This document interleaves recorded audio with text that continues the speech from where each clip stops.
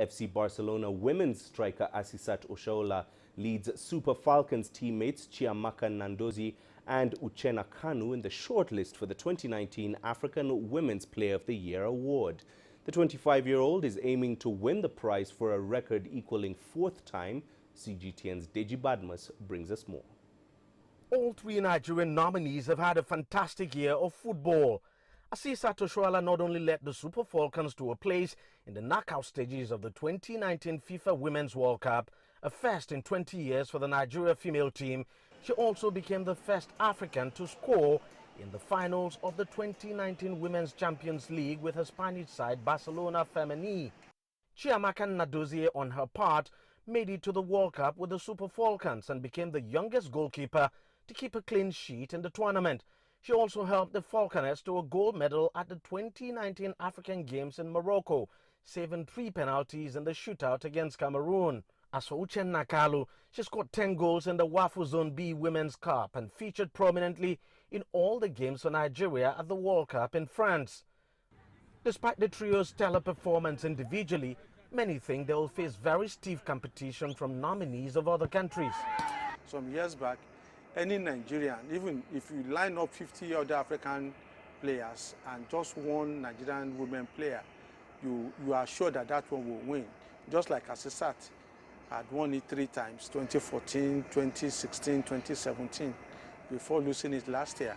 I don't see any of the 3 Nigerians winning. That's just the long and short of it. If they are going to base it on club performances alone and not national level per se, I'll say Asistat has a chance. But when you look at both country, if country has the upper edge, or you look at both country and club, I think the Cameroonian lady and the South African, they have better chances than Asistat. As a team, Nigeria Super Falcons is not the dominant force it once was. It only managed to win the last Women AFCON, and despite making it to the knockout stages of the World Cup in France, the performance of the team was far from convincing. And for the 3rd time in a row, the team won't be at the Olympics next year in Tokyo. There is a power shift in women football. Even Sudan have now introduced a proper league, and you ask yourself, why is the Nigerian women football going down? There is no proper league.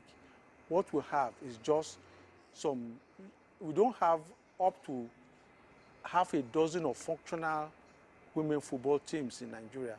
You see a situation whereby even home teams are walked over because the clubs are not well organized, they are not well financed.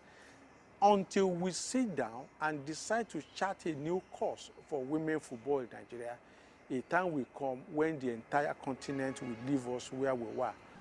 For now, there's no permanent coach for the Super Falcons after Swede Thomas Dennerby resigned in October following a dispute with the Nigerian Football Federation. Things are certainly not looking up for the female football national team, and it remains to be seen what impact all of this would have on the country's 3 nominees for the Women's African Player of the Year. Deji, CGTN, Lagos, Nigeria.